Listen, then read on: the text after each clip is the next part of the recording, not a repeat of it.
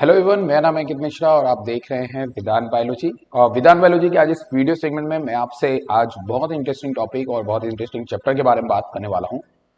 But उससे पहले जैसा कि आप सब जानते हैं कि नीट का एग्जामिनेशन बिल्कुल पास आ गया है और रजिस्ट्रेशन फॉर्म की डेट्स भी आ गई हैं, तो आप उनको जो है एक बार चेकअप कर लीजिए, चेकआउट कर लीजिए और फॉर्म वगैरह सबमिट कर दीजिए। और ऐसे बच्चे जिन्होंने अभी तक प्रिपरेशन को उतनी अच्छी तरीके से कॉम्पैक्टली अच्छी तरीके से नहीं किया है, उनके लिए मैं लेकर के आ रहा हूँ एक क्रैश कोर्स। इस क्रैश कोर्स के अंदर अब ये मैं प्योरली के तौर पे नहीं बोल सकता हूँ कि ये क्रैश कोर्स का वीडियोस जो है वो कंटिन्यूटली रहेगा, बट हाँ, ये लाइव क्लासेस के फॉर्म में रहेगा। अगर लाइव क्लासेस में आप जुड़ना चाहते हैं तो विधान बायोलॉजी के नाम से एक व्हाट्सएप पे एक कम्युनिटी ग्रुप है, आप उसको ज्वाइन कर लीजिए। उस पर आपको लिंक वगैरह जो होगी वो आपको प्रोवाइड करा दी जाएगी। खैर, मैं बात करता हूं तो आज जैसा कि आप सब जानते हैं कि क्लास 11th में जब आप पढ़ते हैं तो उसमें का जो पहला चैप्टर था क्लासिफिकेशन और नॉमेनक्लेचर वगैरह, जिसके अंदर हम जनरली पढ़ते हैं, उसके बाद हमारा जो दूसरा चैप्टर था जिसके अंदर हम लोग बायोलॉजिकल क्लासिफिकेशन पढ़ते हैं। और फिर इस चैप्टर के बाद हम लोग लगातार क्लास 11th के सिलेबस को पहले खत्म करेंगे, क्लास 12th के भी सिलेबस को खत्म करेंगे। ऑलरेडी अनअकैडमी पे और नॉर्मली इस तरीके के जगहों पे जो है वो आपको वीडियोस मेरे मिल जाएंगे। अनअकैडमी पे भी मैंने पहले काफी वीडियोस बना रखे हैं, तो आप उस पे भी जाकर के आप चेकआउट कर सकते हैं। तो सबसे पहले जो हम आज टॉपिक की शुरुआत करने जा रहे हैं वो बायोलॉजिकल क्लासिफिकेशन की शुरुआत करने जा रहे हैं। बायोलॉजिकल क्लासिफिकेशन में हम एनिमल और प्लांट से रिलेटेड चीजों को क्लासिफाई करते हैं, उन्हें नॉमेनक्लेचर करते हैं, उनके लिए उनके क्लासिफिकेशन के लिए कि उनको किस ग्रुप में रखा जाए, किस किंगडम में रखा जाए, इस तरीके की चीजों को हम लोग बायोलॉजिकल क्लासिफिकेशन सिस्टम में देखते हैं। साथ में बायोलॉजिकल क्लासिफिकेशन में हम कुछ एनिमल्स और प्लांट के कुछ क्राइटेरिया को फिक्स करते हैं कि कुछ एनिमल और प्लांट्स जो हमारे हैं उनके कौन कौन से ऐसे कैरेक्टरिस्टिक फीचर हैं, और उन फीचर्स के बेसिस पे हम लोग उनको एक अलग अलग किंगडम में डालते हैं। लेकिन अगर आप किसी भी एनिमल या प्लांट के फीचर को अगर आप देखना चाहते हैं तो उसको देखने के लिए कई रूप होते हैं। जैसे कि जब हमारे पास में अच्छे माइक्रोस्कोप वगैरह नहीं थे तो उस कंडीशन में क्या होता था कि हम जो है इजीली तरीके से सेलुलर स्ट्रक्चर को नहीं देख सकते थे। जब हम सेलुलर स्ट्रक्चर को नहीं देख सकते थे तो हम सेल के बारे में बता भी नहीं सकते थे। तो जो हमको पहले आंखों से दिखता था, आंखों से दिखने का मतलब जो भी हमको मॉर्फोलॉजिकल कैरेक्टर पहले हमको दिखता था, उसी के बेसिस पे हम जो है एनिमल और प्लांट्स को जो है वो अलग अलग ग्रुप्स में डिवाइड कर देते थे। हमने क्लासिफिकेशन सिस्टम को दिया। इस क्लासिफिकेशन सिस्टम को देने के पीछे जैसा कि आप सब जानते हैं कि समय के साथ माइक्रोस्कोप अच्छे होते चले गए, और जैसे जैसे माइक्रोस्कोप बेहतर होते चले गए हमने सेलुलर स्ट्रक्चर को देखना शुरू किया। और सेलुलर स्ट्रक्चर्स को पहले हम नहीं देख सकते थे, या पहले जो यूनिसेलुलर एनिमल्स होते थे या प्लांट्स होते थे हम उनको नहीं देख सकते थे। तो ऐसे कंडीशन में क्या होता था कि हमको जो शुरुआत में देखने को मिला, जैसा भी स्ट्रक्चर हमको शुरुआत में एनिमल्स और प्लांट्स देखने को मिलते थे, फंगी देखने को मिलते थे, तो हमने उनके बारे में तो बता दिया, लेकिन हमने बाकी चीजों के बारे में कुछ भी नहीं बताया कि किस तरीके से कौन से एनिमल जो है दिखते हैं, यूनिसेलुलर एनिमल कैसे होते हैं, बैक्टीरिया कैसे दिखता है, प्रोटिस्ट कैसे दिखता है, ये सब चीजें हम नहीं बता पाए क्योंकि हमारे पास में उतने सुटेबल माइक्रोस्कोप मौजूद नहीं थे। तो हमने जो बायोलॉजिकल क्लासिफिकेशन सिस्टम, मतलब सबसे पहला जो बायोलॉजिकल क्लासिफिकेशन सिस्टम दिया था वो हमारे अरस्तु जी ने दिया था। अरस्तु जी, जिनको हम इंग्लिश में जो है भाई अरिस्टोटल भी पढ़ते हैं, तो अरस्तु जी का क्लासिफिकेशन सिस्टम बहुत सिंपल था। अरस्तु जी कोई साइंटिस्ट नहीं थे, कोई बॉटनिस्ट नहीं थे, ये बस जो है एक दार्शनिक, एक फिलोसोफर थे। और फिलोसोफर जो होते थे पहले के समय में, फिलोसोफर की बड़ी वैल्यू होती थी, ये तरह तरह की चीजों पे काम किया करते थे, और राजा महाराजाओं के टाइम का ये वर्ड है जो है। और उस समय क्या होता था कि इन्होंने देखा कि भाई अगर मैं प्लांट और एनिमल को देखूंगा तो बहुत तो फिर मैं कैसे बोलूंगा। जैसे मान लीजिए एग्जांपल के तौर पे आप किसी को बोलिए कि जाओ यार इस वाले माउंटेन से ये वाला प्लांट लेके आओ, वो आपसे पूछेगा ना कि प्लांट कुछ स्पेसिफाई, उसकी पत्ती ऐसी होगी, उसका फ्रूट्स रेड होगा, है ना, आप उसके कैरेक्टर्स बताओगे। तो बस यही क्लासिफिकेशन है। अरस्तु जी ने यही किया। उन्होंने क्या किया कि एनिमल्स और प्लांट्स के बीच में सबसे पहले डिफरेंसेस बताए कि जो अगर कोई एनिमल है तो वो ये चीज कैरेक्टर हुआ तो वो एनिमल होगा, ये कैरेक्टर हुआ तो वो प्लांट होगा। लेकिन आगे जाकर के आपको पता था कि मुसीबतें और आनी थी, क्योंकि जब आप किसी भी चीज में, अरस्तु जी का नाम पहले क्यों आया, क्योंकि इन्होंने लोगों को एक रास्ता दिखाया कि classification system is also a part, जिसके अंदर हम जाकर के अपनी रिसर्च कर सकते हैं, अपने एक्सपेरिमेंट कर सकते हैं, चीजों को खोज सकते हैं। और फिर उसके बाद में कैरोलस लीनी, बहुत विटेकर, बहुत तरह के साइंटिस्ट आए और इनकी ही बातों को जो है आगे की तरफ मॉडिफाई करते गए, उसको और रिसर्च करते गए, जिनसे और ज्यादा डेटाज हमें मिलते चले गए। तो अरस्तु जी सबसे पहले थे और इन्होंने since the dawn of civilisation there have many attempts to classify living organism, it was done intensively, not using criteria that were scientific but born of need of uses organism for our own use। पहले क्या था, शुरुआत में जब हमने classification system बनाया तो उस समय हम किसी भी क्राइटेरिया को नहीं लेते थे, हमने चीजों को क्लासिफाई किया था अपने जरूरत के हिसाब से, कौन सी चीज हमको जरूरत है और कौन सी चीज हमको जरूरत नहीं है। लेकिन बाद में जब अरस्तु जी आए तो उन्होंने जो है इन चीजों को क्लासिफाई किया। पहले हमने चीजों को किस पे क्लासिफाई किया था कि खाना क्या है, कौन सी चीज है, कौन कौन से ऐसे प्लांट है जो खाने का काम करते हैं, कौन कौन से ऐसे प्लांट्स या एनिमल है जो शेल्टर का काम कर सकते हैं हमारे लिए, कौन कौन से एनिमल ऐसे हैं जिनकी चमड़ी से हमको जो है वो पहनने को, खाल से उनके हमको ड्रेसेस मिल सकते हैं। तो पहले जो हमने चीजों को डिसाइड किया था या क्लासिफाई किया था वो फूड, शेल्टर और क्लॉथिंग के बेसिस पे किया था। लेकिन अरिस्टोटल जी के आने के बाद क्या हुआ कि हमने क्लासिफिकेशन का एक साइंटिफिक बेसिस तय किया क्लासिफिकेशन सिस्टम का, और उसके लिए हमने देखने शुरू किए प्लांट और एनिमल्स के मॉर्फोलॉजिकल कैरेक्टर्स को। मॉर्फोलॉजिकल कैरेक्टर्स को हमने देखने शुरू किए, प्लांट्स के केसेस में हमने देखने शुरू किए कि कौन सा प्लांट्स ऐसा है जो बड़ा दिखता है, उसको हमने ट्री नाम दिया, हर्ब्स नाम दिया, श्रब्स नाम दिया। तो हमने प्लांट के मॉर्फोलॉजी के बेसिस पे हमने उसको डिफाइन करना क्या कर दिया, शुरू कर दिया। उनको देख करके हमने ये बताना शुरू कर दिया कि ये प्लांट इस कैटेगरी में आएगा, ये प्लांट इस कैटेगरी में आएगा और ये प्लांट इस कैटेगरी में आएगा। वरना पहले तो बड़ी मुश्किल होती थी, पहले हम लोग केवल इसके बेसिस करते थे। लेकिन मैंने बताया नहीं, अरस्तु जी ने लोगों को एक आईना दिखा दिया या एक तरीके से एक टॉर्च का काम किया कि भाई देखो इस एरिया के अंदर भी, क्लासिफिकेशन सिस्टम के अंदर भी बहुत सारा एरिया है रिसर्च करने को, आप इसमें जो है रिसर्च कर सकते हैं। तो उसके बाद इन्होंने एनिमल और प्लांट को दो ग्रुप्स में डिवाइड कर दिया और वो ग्रुप्स में इन्होंने जो है जो मेन टारगेट क्राइटेरिया को फिक्स किया था, एक तो मॉर्फोलॉजिकल कैरेक्टर था, फिर प्लांट के केस में ट्री, श्रब्स और हर्ब्स देखा। He also divided animal into two groups. दो एनिमल को इन्होंने रेड ब्लड के बेसिस पे जो है वो डिवाइड किया कि कौन से एनिमल में रेड ब्लड मौजूद है और कौन से एनिमल में रेड ब्लड मौजूद नहीं है। लेकिन अब तो आपको पता है कि रेड ब्लड भी एक अलग अलग तरह का हो सकता है। भाई आपको पता है कि रेड ब्लड जैसा हमको प्लांट्स में भी देखने को मिल सकता है। तो क्लासिफिकेशन सिस्टम अर्लियर था, लेकिन उसकी एडवांटेजेस भी थी और उसकी डिसएडवांटेजेस भी थी। तो डिसएडवांटेजेस, जब किसी चीज की डिमेरिट्स आती हैं तो जो अगला क्लासिफिकेशन सिस्टम कोई देता है उन्हीं डिमेरिट्स को या डिसएडवांटेजेस को वो फिक्स कर लेता है। जैसे एग्जांपल के तौर पे मैं अगर कोई चीज पहली बार करूंगा तो उसमें कमियां रहेंगी, लेकिन जब कोई मेरा ही रिसर्च पढ़ के उसमें कुछ सुधार करेगा, उसकी डिमेरिट्स को फिक्स करेगा, तो वही चीज कहलाती है रिसर्च। क्या कहलाती है? रिसर्च कहलाती है।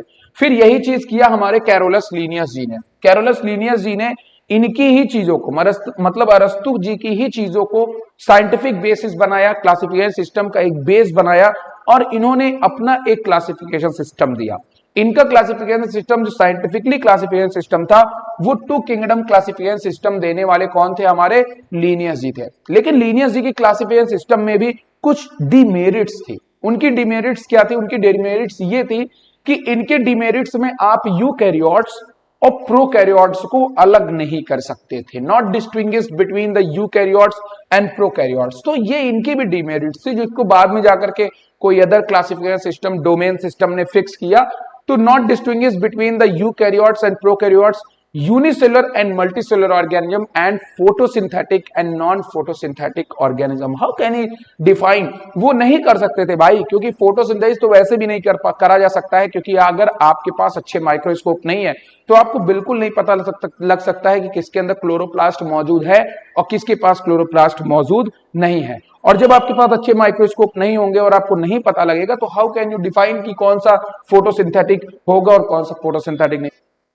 यूकैरियोट्स और प्रोकैरियोट्स को भी बताने के लिए, प्रोकैरियोट्स के बारे में तो पता ही नहीं था लोगों को, कैसे पता चलता? बैक्टीरिया एक माइक्रोस्कोपिक एनिमल है, माइक्रोस्कोपिक ऑर्गेनिज्म है, तो आप उसको कैसे बता सकते हो? तो जो भी छोटी मोटी चीजें थी जो अर्थ पे एग्जिस्ट तो करती थी लेकिन हमको पता नहीं थी, या कोई बड़े एनिमल जिनके अंदर सेलुलर चेंज था तो लेकिन मॉर्फोलॉजिकल चेंज नहीं था, वैसी चीजों के बारे में लीनियस जी नहीं बता पाए थे और इन्होंने टू किंगडम क्लासिफिकेशन सिस्टम दिया। इनका टू किंगडम क्लासिफिकेशन सिस्टम जो था वो था gross morphology, a needed what also failed to including other characteristics like cell structure, nature of cell wall, mode of nutrition, habitat, method of reproduction, evolutionary relationship etc. साथ में अब इन्होंने क्या किया कि इन्होंने एनिमल्स के अंदर या अब क्लासिफिकेशन सिस्टम के अंदर जो है अब केवल और केवल मॉर्फोलॉजिकल कैरेक्टर ही नहीं देखा जाता था, अब उसके अंदर हमने कई और चीजों को इंक्लूड किया, मतलब कई और क्राइटेरिया को फिक्स किया। पहले मॉर्फोलॉजिकल, जैसे एग्जांपल के तौर पे आप ऐसे समझे कि मैं बोलूं कि एक मेल और एक फीमेल में आप कैसे डिफाइन कर सकते हो, तो बोलोगे सर आपकी दाढ़ी निकली हुई है और एक फीमेल में दाढ़ी नहीं निकली। ये पहले का जोन था, ठीक है, ये पहले का जोन था। लेकिन अब कुछ ऐसे वाले आने लगे लोग जिनके अंदर जो है दाढ़ी वाड़ी तो है लेकिन कैरेक्टर्स नहीं है, तो हमने एक अदर कैरेक्टर दिया, अदर एक मैंने स्ट्रक्चर दिया, भाई ये हमारा ट्रांसजेंडर बन गया। तो पहले तो ऐसा नहीं था, पहले जितने दाढ़ी वाली थे उनको मेल बोल दिया गया, फिर बाकी नहीं थे उनको फीमेल बोल दिया गया, ठीक है। अब जिनकी दाढ़ी नहीं निकल रही वो मेल हैं, मेल के सारे कैरेक्टर उनके अंदर है, लेकिन दाढ़ी नहीं निकल रही तो उनको लोग फीमेल फीमेल की कैटेगरी में। तो ये पुरानी तो मोरल चीजें हैं, लेकिन बाद में लोगों ने डिफाइन किया कि नहीं भाई और भी चीजें, कई तरह की चीजें जो होती हैं बॉडी के अंदर वो चेंज हो जाती है। फिर जब देखने को पाया गया कि भाई ट्रांसजेंडर है, तो ट्रांसजेंडर में ऐसा क्या चीज है जो नॉर्मल मेल के अंदर नहीं है, पाया गया कि भाई साहब इनका क्रोमोसोम अलग है और इनका क्रोमोसोम कॉन्स्टिट्यूशन अलग है। तो ये क्रोमोसोम कॉन्स्टिट्यूशन कैसे पता चलेगा, जब आप किसी सेलुलर स्ट्रक्चर को देखोगे, और सेल को देखने के लिए क्या जरूरत पड़ेगी, माइक्रोस्कोप की। तो विटेकर तो उसके बाद में तो जैसे अरस्तु जी ने मॉर्फोलॉजी बताया था, बाद में जाकर के वो क्लासिफिकेशन सिस्टम इस बारे में आया कि भैया अब हम मॉर्फोलॉजी केवल नहीं देखेंगे, अब हम सेल स्ट्रक्चर भी देखेंगे, साथ में नेचर ऑफ वॉल भी देखेंगे कि किससे बना हुआ है, वो सेलुलोज से बना है, पेप्टिडोग्लाइकन से बना हुआ है या काइटिन से बना हुआ है, वो भी हम चेक करेंगे, हैबिटेट चेक करेंगे, एक्वेटिक है टेरेस्ट्रियल है, मेथड ऑफ रिप्रोडक्शन चेक करेंगे कि सेक्सुअल है एसेक्सुअल है, और इवोल्यूशनरी रिलेशनशिप, उसका अपने पुराने पूर्वजों से क्या लेना देना है, कहां से वो आया है, उसकी ओरिजिन कहां से हुई है। जब हम इन सारी चीजों को देखना शुरू कर देंगे तो हमारे लिए काफी सुटेबल क्लासिफिकेशन सिस्टम बन जाएगा, और ऐसा करने से बहुत सारे एनिमल में जो डाइवर्सिटी थी वो अब स्पेसिफिक हो गई। क्या हो गई, स्पेसिफिक हो गई। मतलब पहले अगर केवल आप मॉर्फोलॉजी देखते थे तो उतनी ज्यादा स्पेसिफिसिटी नहीं थी, ठीक है, लेकिन अब जब हमने चीजों को देखना शुरू कर दिया और इतने सारे कैरेक्टर्स को लेकर के जब हम आए, तो जो हमारा चीज था वो स्पेसिफिक हो गया। क्या हो गया, स्पेसिफिक हो गया। उसके बाद क्लासिफिकेशन सिस्टम को लेकर के आए आर.एच. विटेकर जी। 1969 में आर.एच. विटेकर जी आते हैं और ये इन्हीं सभी फीचर को लेके आते हैं, एक एक्स्ट्रा फीचर ऐड करते हुए, वो था बॉडी ऑर्गेनाइजेशन। बॉडी ऑर्गेनाइजेशन को बढ़ावा दिया इन्होंने कि मतलब अब इन्होंने एनिमल्स के अंदर सेल वगैरह तो देखा ही, साथ में देखा कि कुछ एनिमल्स ऐसे हैं जो सेलुलर लेवल पे हैं, जिसमें उनका स्ट्रक्चर सेल से बना हुआ है, कुछ ऐसे ऑर्गेनिज्म हैं जो टिश्यू लेवल के हैं, कुछ ऐसे ऑर्गेनिज्म हैं जो बॉडी लेवल के हैं, कुछ ऐसे जो बॉडी के सिस्टम के लेवल पे हैं। तो ये एक पूरा का पूरा सिस्टम बन करके तैयार हुआ, पूरा टिश्यू सिस्टम बन के आपका तैयार हुआ, और ये क्लासिफिकेशन आता है। तो R H. Whittaker proposed a 5 kingdom classification. The kingdom defined by him were name Monera, Protista, Fungi, Plantae and Animalia. पहले 2 किंगडम क्लासिफिकेशन सिस्टम में केवल प्लांट और एनिमल एग्जिस्ट करते थे, लेकिन बाद में जाकर के विटेकर जी ने अपने कैरेक्टर्स को और ज्यादा बढ़ाया। और जब कैरेक्टर्स को बढ़ाए, जब इन्होंने क्राइटेरिया को बढ़ाया, तो मैंने कहा नहीं कि कई एनिमल इस क्राइटेरिया को फिल करते थे, लेकिन कई एनिमल ऐसे थे जो क्राइटेरिया को फिल नहीं करते थे। जो एनिमल क्राइटेरिया नहीं कर पाते थे उनको मजबूरन जो है दूसरे ग्रुप में जगह देनी पड़ती थी, उनके लिए एक अलग ग्रुप बनाना पड़ता था। जैसे एग्जांपल के तौर पे अगर प्लांट या एनिमल है, आप उसको डिफाइन कर लेंगे कि who is a plant, who is a animal, कौन सा प्लांट है कौन सा एनिमल है, आप इसको डिफाइन कर सकते हैं। लेकिन आप अगर उसी के बीच में फंगी आ जाए तो यू कांट डिफाइन कि which character is a belong to the plant group and which character belong to animal group, because plant are autotroph but fungi are heterotroph, right. तो आप कैसे फंगी को प्लांट बना सकते हो, नहीं बना सकते हो भाई। साथ में सेलुलर स्ट्रक्चर भी अलग है, उसका सेल वॉल देखोगे तो फंगी का काइटिन से है, प्लांट का सेलुलोज से, तो अलग हो गया भाई। वो एनिमल में आते हैं, एनिमल में तो सेल वॉल ही नहीं है, लो और बड़ी आफत हो गई। साथ में एनिमल जो है उसका सेल वॉल नहीं है और वो एनिमल मूव करता है, उसमें तो अदर चीजें भी आ गई। तो ना तो फंगी प्लांट में आ पाया ना तो एनिमल में, तो उसके लिए एक अलग ग्रुप देना पड़ा फंगी का। उसी तरह हर एक एनिमल ऐसे ही आया, यूनिसेलुलर एनिमल आए जिनको हमने प्रोटिस्टा का नाम दिया, और इनका क्लासिफिकेशन सिस्टम इन बेसिस पे था, सब कुछ सेम था, बस बॉडी ऑर्गेनाइजेशन जो था इनका वो जो है एक एक्स्ट्रा फीचर्स लेकर के आता है। बाद में हमारे ही क्लासिफिकेशन सिस्टम को और ज्यादा जब आप बड़ी क्लासेस में जाते हो तो उसको 6 किंगडम क्लासिफिकेशन सिस्टम में दिखाया जाता है। अब ये 6 किंगडम क्लासिफिकेशन की सिस्टम क्या है? पहले केवल 5 किंगडम क्लासिफिकेशन सिस्टम था जिसमें कि आप पढ़ते थे एनिमल, प्लांट, फंगी, बैक्टीरिया और प्रोटिस्टा, ठीक, ये 5 आप पढ़ते थे, प्रोटोजोआ बोलते हैं जिनको। लेकिन बाद में उसी मोनेरा में 2 किंगडम अलग हो, मतलब 2 ग्रुप अलग हो गए मोनेरा के अंदर, जहां पे एक हमने यू बैक्टीरिया का ग्रुप बोला और दूसरा हमने आर्की बैक्टीरिया का ग्रुप बोला, जिसको लेने के बाद हमको जो है लगातार 6 किंगडम क्लासिफिकेशन सिस्टम को बताना पड़ा जो आप हायर क्लासेस में पढ़ते हैं। बट जनरली आप जाने रहिए कि कुछ बैक्टीरिया हमारे ऐसे हैं जो यू बैक्टीरिया की तरह काम करते हैं, जिनको हम नॉर्मली पढ़ते हैं स्ट्रेप्टोकोकस वगैरह, सॉरी ब्लू ग्रीन एल्गी वगैरह पढ़ते हैं, एनाबिना पढ़ते हैं, नॉस्टॉक पढ़ते हैं, ये सब हमारे यू बैक्टीरिया के अंदर आते हैं। वहीं पे हम जब आर्की बैक्टीरिया की बात करते हैं तो ये आर्कियन टाइप के बोला जाता है। जैसे आपने सुना होगा कि हमारे अर्थ पे जब डेवलपमेंट हुआ या जब हमारी अर्थ बनी तो वहां पे एक आर्कियन एज चला, उस टाइम पे बोला जाता है इसकी सबसे प्रिमिटिव जो आए थे वो हमारे आर्की बैक्टीरिया आए थे।